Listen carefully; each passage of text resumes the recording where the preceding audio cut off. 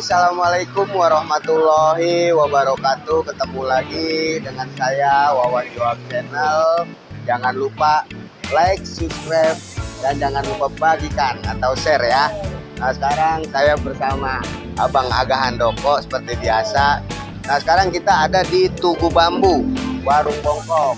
Nah ini salah satu tugu simbol tanda dulu pernah adanya pergerakan pejuang-pejuang Bekasi untuk melawan penjajah. Nah sekarang kita ke tempatnya Kong Mualim. Kong Mualim adalah salah satu pejuang.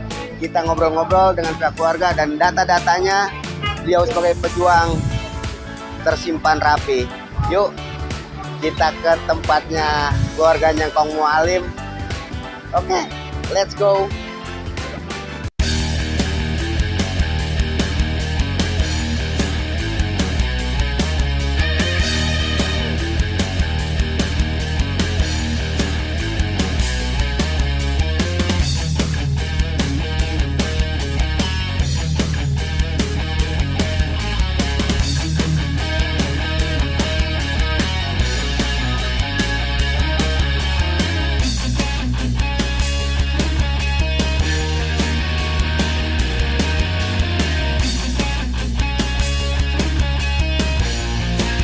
Pemirsa Wawan Joak Channel, nah, sekarang kita berada di kediaman keluarga dari Engkong Mualim, pejuang dari Warung Bongkok.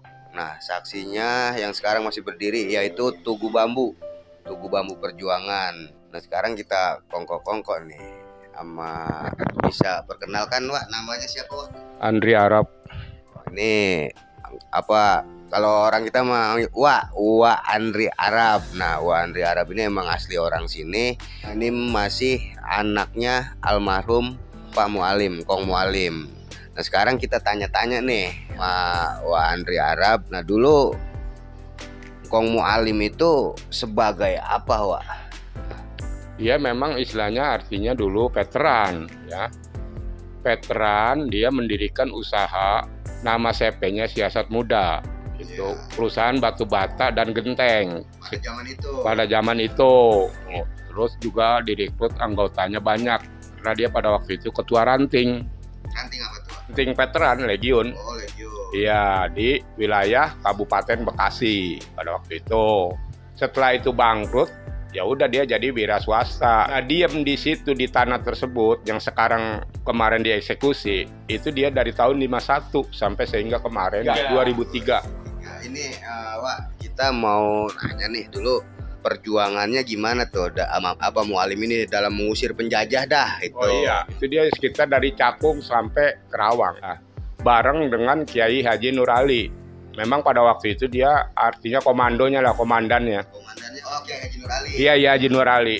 Dia dari Laskar Hizbullah pada waktu itu. Pak Mualim ini dari Laskar BBRI. Dia artinya Banteng Barisan Republik Indonesia. Dengar cerita nih, Wak. Dia deket sama tokoh nasional kan, ada Malik. Itu kalau ketemuan atau strategi itu di rumah yang mana itu? Di rumah yang udah dibongkar itu, di Warung Bongkok situ. Oh, yang sekarang jadi pasar. Dulu kan Kong Mualim itu berjuang. Itu awal mula sejarahnya bisa tinggal di Warung Bongkok itu bagaimana tuh? Ya, Wah, istrinya orang sini. Aslinya dia mah Jakarta Timur sebetulnya. Orang sini, orang Cikarang lah istilahnya. Iya. Abang Kong Mualim ini kan datanya udah jelas nih, dia seorang pejuang. Nah, kenapa nggak dimakamin di makam pahlawan? Kenapa dimakaminnya kok di pemakaman umum? Apakah pihak keluarga tidak mengizinkan atau yang bersangkutan almarhum tidak mau diangkat namanya atau gimana itu? Memang iya, sebetulnya iya. Memang ketika pada waktu itu dia meninggal, memang ditawarkan di situ. Tapi dianya sendiri dia nggak mau. Pada waktu itu takut kayak terjadi di Kerawang itu, makam pahlawan dipindah-pindah. Nah itu orang tua saya nggak mau. Lebih baik saya dimakamkan di makaman umum aja dah. Itu kemauan almarhum. Iya. Nah dulu kan rumah di depan nih sebelum jadi pasar sebelum jadi pasar dari tahun 51, dari sekitar tahun 51. Nah dulu itu rumah itu peninggalan siapa? Peninggalan Belanda atau gimana itu? Katanya sih rumah dulu paling gede di situ ya. Ya, memang ada peninggalan tadinya ya. Udah ada, ya cuma direhabilitas, artinya diperbarui lah gitu ya. Dilayakkan artinya. Ya itu tadinya memang artinya jadi satu dengan gedung veteran. Oh gitu. Yang sekarang diambil Puskes sebagian, itu ada tadi ya Pak gedung veteran. Kalau gedung veteran itu masih benar-benar asli punya apa itu namanya? Bangunan Belanda. Belanda ya. Iya. Bahkan dulu juga Polsek, ya ini mohon maaf. Sebelumnya ada di Cibitung, di situ dulu Polsek. Polsek iya. Kalau zaman dulu apa namanya? Loji, tangsi. Tangsi. Kong Mualim itu jelas nih, ada datanya nih saya baca nih. Iya. Nah, ini ada namanya di sini, Bang Wawan sebagai pejuang nih. Ya. Oh iya, Mualim Mualim bin Asma. Nah, ini yang tanda tangan itu tuh, lihat tuh, bukan main. Oh iya, Sudomo, Pak Sudomo ya, Laksamana TNI. Lu pernah jadi menteri juga ya? Iya, menteri beberapa periode.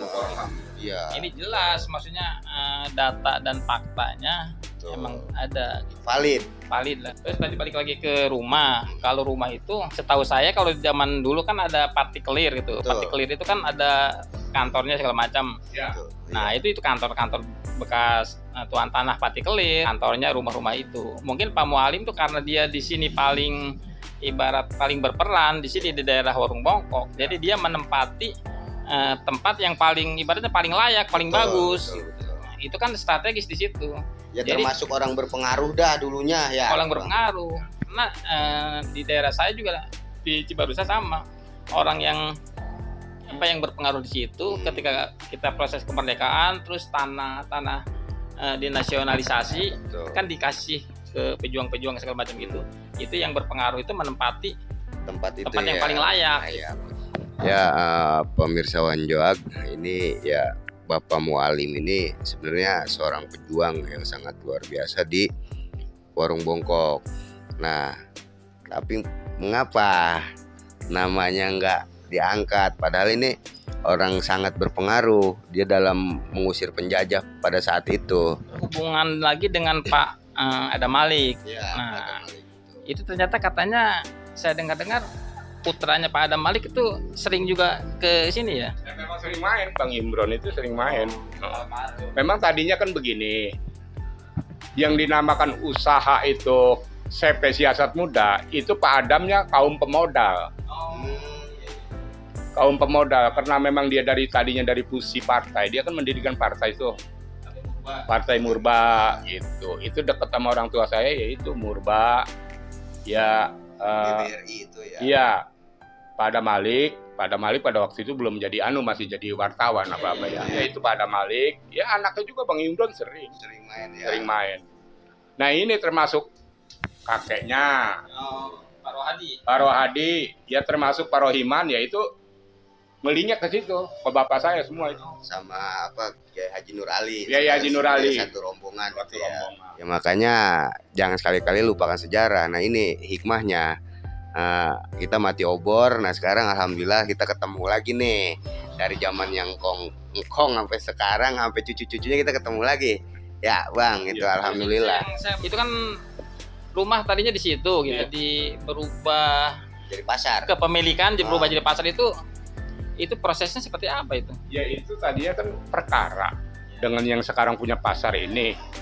Ya menurut menangnya juga kata dia, bapak mah pada waktu itu cuma memang waktu di Pengadilan Negeri Bekasi, ya itu bapak menang. Ketua pengadilannya pada waktu itu Pak Pantun Raja Kukuk.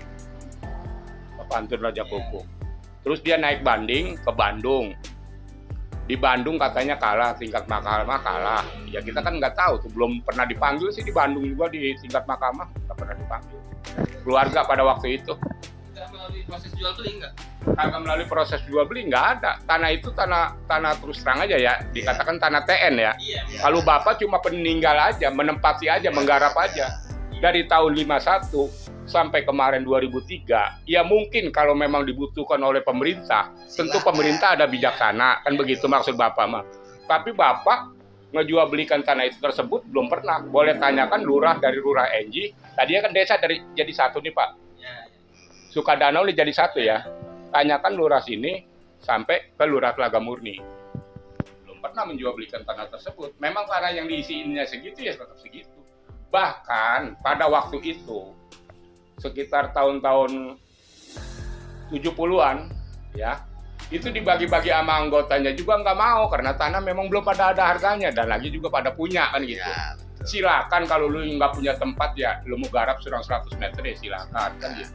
Ya udah Pak, saya emang nggak mau lah jauh kan gitu. Ya lebih baik Bapak aja udah urusin gitu. Nah berarti Pak Mualim ini ada peran juga bahwa dalam apa kan ada tugu tuh, tugu bambu. Nah itu atas prakarsa siapa? Ini kan ada berapa orang nih yang sebagai pejuang ya Bang, ada Naen, ada Mualim dan lain-lain. Nah ini sebenarnya atas prakarsa siapa berdirinya tugu bambu itu? Kalau tugu mah memang atas perkasanya Pak Arnain. Jadi di situ Pak Arnain dengan orang tua saya. Kalau yang lainnya itu adalah pengikut. Oh gitu. Ya termasuk Pak Haji Enyin ya tokoh masyarakat lah istilahnya ya. Sute ya itu cuma ikut aja gitu. Tapi yang berperan itu di situ antara dua Pak Arnain dengan orang tua saya. Dengan Pak Mualim. Iya, kalau lain emang kerabat deket dah gitu. Iya, emang kawan deket lah istilahnya. Iya. Bang, kalau menurut Abang gimana nih penjelasan Abang tentang Pak Mualim dengan apa sejarah-sejarahnya gitu gimana? Saya melihat sudah beberapa tempat ya, kebanyakan pejuang-pejuang kita, veteran itu keluarganya itu apa ya, miris itu melihatnya, apa namanya, nasibnya. Banyak di Cibarusah ada pejuang, bapaknya pejuang udah sampai di penjara Belanda bertahun-tahun, terus setelah dia meninggal keluarganya terbengkalai. Itu pemerintah ada nggak apa ya, kurang perhatian gitu, kagak open. Kalau kata orang kita mah kagak open. Jadi itu ada yang ibarat dari anaknya di sana ada 5 orang anak, itu nggak ada yang jadi apa-apa gitu.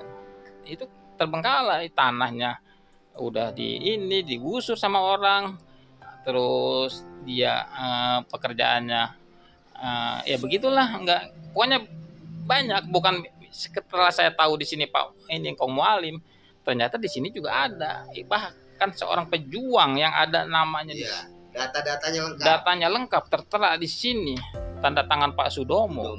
Itu termasuk pejuang berpengaruh dah dulunya. Veteran kelas apa itu, kelas 1 misalnya.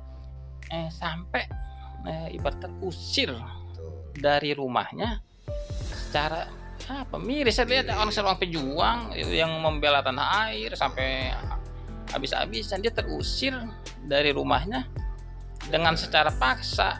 Kita berdosa sekali gitu. Itu kalau menurut saya. Berjuang mengusir penjajah demi apa bangsa ini merdeka, Bang.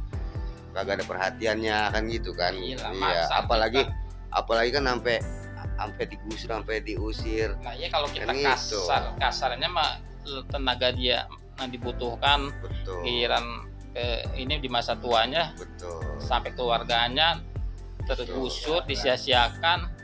Itu kan dosanya itu naujubil minjalik. Begitu aja saya Bang Wawan. Pemirsa Wanjuak Channel, kita udah bincang-bincang nih dengan Wak Indra Arab, dengan Bang Aga Handoko, dengan Bang siapa ini? Bahrudin, anak juga ya, anak ini cucu dari cucunya Pak Mualim.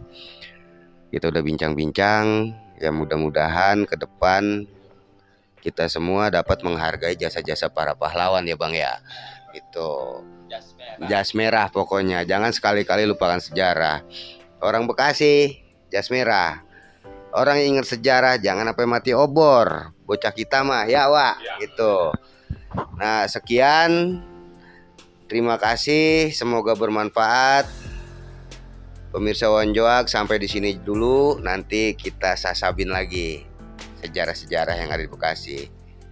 Wassalamualaikum warahmatullahi wabarakatuh.